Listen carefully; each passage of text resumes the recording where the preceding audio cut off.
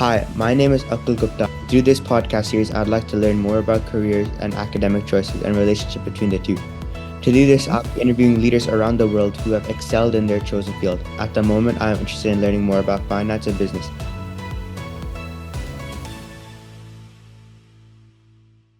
Hi, my Hi, name is Akul Gupta. This is my sixth video, and today I have with me Neeraj Aggarwal. Um, Hi, Neeraj. hi, So, Akul. How are you? I'm great. How are you? Very well, very well. Great. So could you give a short introduction of yourself? More specifically, where did you go to school and how your career developed? Sure. So when you mean school, you mean undergrad, or do you mean before that as Undergraduate well? and master, yeah. Okay, all right. So I went to undergraduate at IIT Delhi, where I studied computer science. Then I went to US at Ohio State, where I did a master's in computer science. Then I worked for 3.5 years in the chip industry, semiconductor industry, let's call it that. The other day I said chip and somebody thought potato chip, so I should clarify.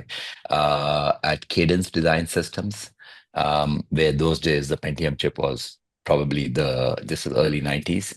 And then I went to IIM Ahmedabad, where I did an MBA. And from there I joined BCG in 99. Oh, great. So what's your current role at BCG?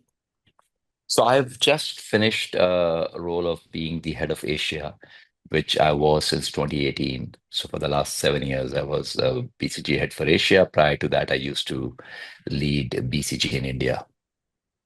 Wow, amazing. So what motivated you to pursue a career in consulting? So I used to work at Cadence, and at that time, one of my very good friends from Cadence left to join consulting. And the remarkable thing which I liked about that was he and I used to compare notes. Mhm. And one thing which I realized was that he was also solving very tough problems, but they were tough problems with a people angle. So I was solving tough problems at Cadence as well, but they were more technical problems, whereas in consulting, you're solving tough problems which had a people angle. And I liked the idea of always enjoyed solving tough problems, but combining that to do it in the context of people where everybody has a unique vantage point, views, etc., makes it even more fun and exciting. And I felt that's what I wanted to do. So I went to business school with the sole purpose of doing consulting because I really thought that this is the kind of career I would like to do. I didn't know much about consulting prior to that. Wow. So how did you what helped you land such a high position at such a big firm in consulting? Um, it's a combination of things, I would guess. One is you have to be at the right place at the right time. There's no two ways about it. Second is, uh, what you're looking for people in the senior positions is a combination. You obviously many people know the basic toolkit of the profession. You have to be very good at the craft of the profession, whichever profession you're in. You need to combine that with being very good at motivating people and getting the best out of them. And thirdly, your ability to see where the world is moving and planning ahead for that could be an asset as well. So I would say those three, you're very good at the job. You're good at exciting and motivating people. And thirdly, you're able to see how the world is changing around you and draw the patterns from that. Mm. So could you give a little overview of what exactly consultants do? Because I hear from my peers a lot of the times that they want to be consultants, but I don't think we all have such a good understanding of what exactly consultants do. So maybe it's great if we hear from you. It's hard to describe that in a brief, but I will try. You don't have to So be. typically, what consultants do is they get called in by senior management, CEO, or some other chief officer, let's say, finance officer or sales or whatever the case may be, or the board. And they are wrestling with a tough problem. The tough problem could mean a variety of things.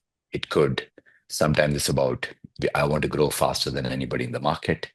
Sometimes it could be, I want to grow, but equally, I want to improve my margin. Sometimes it could be about, I want to differentiate in this new space. It could be about, I don't know what my talent needs for tomorrow are. AI is a big force of change. How do I embrace AI or technology in general? Uh, it could be my sales and marketing functions are not up to scratch. My brand is not working. So think of I give you a flavor, but I could keep going on and on. A wide variety of problems across broader strategic problems, direction of travel problems, or within a important function of the organization where you want to make material change happen. Problems which will, if done well, could significantly improve performance, could significantly put a gap between that company and the competition. High ROI problems, return on investment problems, if I may call them. And that's when you will typically reach out to a consulting firm to say, we would want your help to work together to solve this tough problem. So, actually, I want to go back to the AI discussion. So, you were just talking about AI, and I want to ask you, how do you think that will impact the field of consulting? Since I've talked to now six or seven other people, and in different industries, and in investment banking, they said it'll like I've heard a variety of things, but most of them said that it'll completely change the field. The role of analyst, they believe, will be gone in the next 4 to 5 years. So, what do you think for consulting? I think, firstly, AI is a very profound change in the world of today. So it'll impact all fields. There is some recent trends which say that the pace of change is flattening and is not going at a continuous slope up. So that is important because you want to see, uh, is it a one-time lift and then is it more flatter technology? But we leave that for another discussion. I think even with the current technology where it has reached, it has profound implications for all industries, including ours. It has implications on three different ways, I would say. One is many of our clients are all dealing with this change. Mm. So it opens up many more avenues for us to consult with our clients to help them with the change. Second, which I think is what you're alluding to, is we have a team which is normally working with the client to accomplish a certain change or to solve a certain problem. Do we need the same size team? Can we do it more efficiently? And I think certain parts of the problem we can do more efficiently, for sure, the early stages of the problem. But historically, we used to have one challenge, which is my third point, that often we would solve a problem and do it as a pilot in one part of the organization, but the clients wanted to do it in the entire organization. So I think AI also allows us now to do it at scale faster. So it opens up avenues for doing it at scale faster. So I think in a nutshell, some parts get more efficient and you need lesser people. Some parts you're able to reimagine the art of the possible and new opportunities come up as well. So net, I'm positive that, at least for our profession, it will overall be a positive push, though every factor will not be positive. Okay, great. So that's actually quite interesting because I remember a month ago I was no like a week ago I was talking to somebody. I wasn't able to interview him. He had some po company policy, but he was telling me how AI at the pace it's going and how he believes it'll go. He said like just opening financial jobs will be almost impossible to get, like in industries like banking or consulting. He was talking about like how AI will completely revolutionize the field of all industries. So there is a lot of debate about what does AI do to entry level jobs, because you still need the senior jobs and the middle level jobs. But if you don't have people doing entry level jobs, you don't create people ready for the middle level jobs. So we may need to it. I mean, nobody has a silver. There is no easy answer to that problem. And it's too new a technology to have a clear answer to that problem. Oftentimes, the hype cycle and the reality also needs to adjust. So I think in the next 18 to 24 months, one will have better clarity on that. It does create efficiency in the early part of the work, but equally, when the other tools have come to create efficiency, clients also want to solve. See, because clients are also trying to do something which is relative to the other clients. They're not just happy getting to a particular place because they want it to be better than the others. So even if it creates efficiency, you may want to then push harder to still be better than the others. And that relativity one needs to still assess. And it's early days, genuinely. It depends on the pace of change of technology, the adoption. The adoption also takes time. It's easy to talk about the change, but the adoption process has a lag. Yeah. Okay. So let's just I think we should go back into How would you recommend students break into consulting today, in today's date? Like what about like in regards to like university decisions, like what should they do, or like what qualities do you specifically look for in new grads? We look for three things. One is curiosity. We that's why we do look for in the interviews. We ask people uh, a business problem. We're not expecting them to solve it, but we really look for how they approach it. So we do look, and what are we looking for in that? How curious are they? And curiosity means both exploring breadth and depth Mhm. of a problem. The second is what we look for is relationship management skills. How are you able to, because consulting needs you to work with people. So your ability to connect at a deeper level with people. We don't want people who are independent problem solvers. We want people who are can work collectively with the client. And thirdly, we look for something what we call the X factor, which could be your unique distinctiveness. What brings you the edge, what gives you that passion. And it could be different for different people. For some, it could be pursuit of certain scientific field. For some, it could be pursuit of music or sports or whatever the case may be. But excelling at one field really well gives us a sign. Are you seeking excellence? For us, that is important. And what we're looking for is have you sought excellence in one thing or the other, right? But curiosity, relationship management, seeking excellence would be, I would say, are the traits. Advice to undergrads, I would say these are the attributes you look for. We try and go to many places. We don't go everywhere. We still, for every 100 applications we get, we probably select one. So we are selective. There's a lot of people who reach out to us. So what you could do is many undergrad colleges have consulting clubs. It is a way for you to try, do you like the profession? Because firstly, you need to be sure you will like it. Second, it allows you to experience and practice it so that you get ready for that decision and discussion. And uh, and also there are multiple other tools available today on the internet to be able to hone the skill, certainly on the curiosity side. So I would encourage people. The relationship is something it's a lifelong accumulation of how you've grown as a person, right? That's what I would say. Yeah. All right. So how did you specifically break into consulting? Like what was the steps you took? As I said, I was very keen to break into consulting. I I don't think I knew much about how consulting interviews go at that stage. What I'm telling you is not something I knew. I knew very little. So partly I always say I was lucky. I often joke that if I give an interview again, I may or may not make it. So there is an element of luck. I did think I had a desire for, I think, is the curiosity part of it, I would say. I was very curious in general. And I would like to believe I did okay on the relationship management aspect. So, so there's no one size fits all. We hire many people and it's hard to pinpoint. I mean, when the people on the other side who are looking at you, they feel this person belongs or fits. That's also partly, it's a both-sided thing. It's something you feel and the other side feels as well. Yeah. All right. So how do you think your university decisions affects how you can get into the career of consulting? For example, you did a degree first in computer science, then you got your MBA and a master's in computer science. So how would you see a college degree affecting your decisions?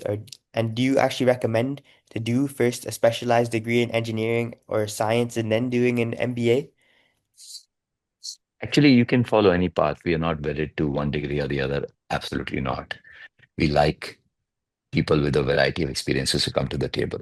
So we are very broad-minded and we genuinely feel a diverse team makes us better. So I wouldn't say one profession is better than the other.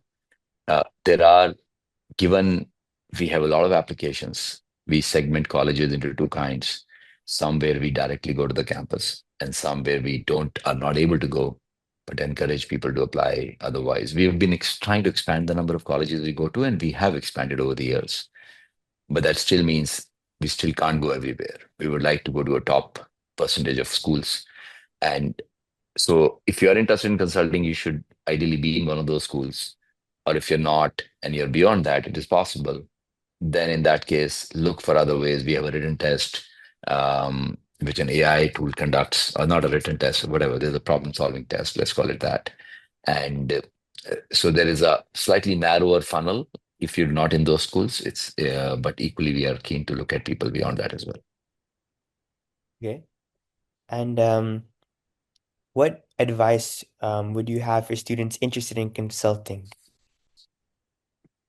As I already said, look, firstly, be sure that your interest is genuine by trying it out. Um, Most undergrad schools nowadays have consulting clubs. I don't know if everybody has it, but many of the schools we go to tend to have consulting clubs where people have already done a internship at a consulting company and they share their experiences where you get to work on some client problem statements, et cetera, et cetera.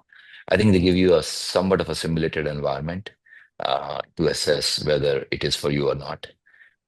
And the other thing, as I said, is to hone your own skills in case you feel it is for you. Okay. Um,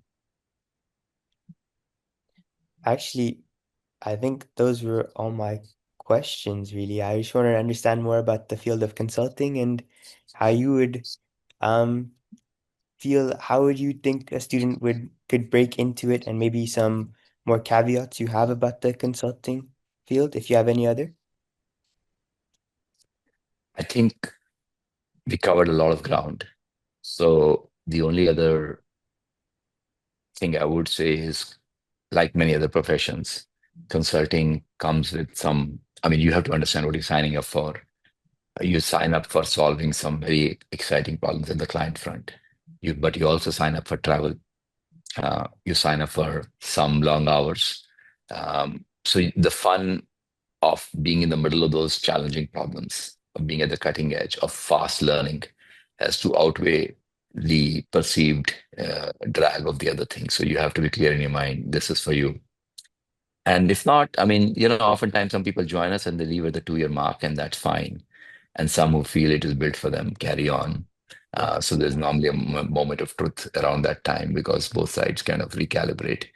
But if you can judge for yourself a little bit, where the excitement is far outweighs the other things, that is important. Okay, so it's a very it's a field where you want more excitement towards the field. You need to be able to work the hours and able to comprehend everything based on Yeah, that. I mean it is fast paced. So you need to enjoy fragmentation. You need to enjoy learning new things all the time. If you're a kind of person who wants to repeat the same thing over and over again, that's unlikely to happen in consulting because by the nature of the Yeah. design of the profession, you are doing new things all the time. Great. So, um, any final comments or advice? No, think, you know, final comments will be undergrad is a wonderful time of life. I still have so much fond memories. So enjoy yourself the most. Okay. Uh, but equally, as you think about your future career, talk to people, talk to seniors who've done this, make an informed choice, and and and go change the world. Great. Thank you so much. I really appreciate you coming out here and taking time out of your day to participate in this interview. I learned a little bit, and I know I hope my peers will learn a lot from you too. Thank you so much. Hope you have a good day. Likewise, lovely talking to you, Akul, and all the very, very best for your Okay. series. Thank you. Bye bye. Bye bye.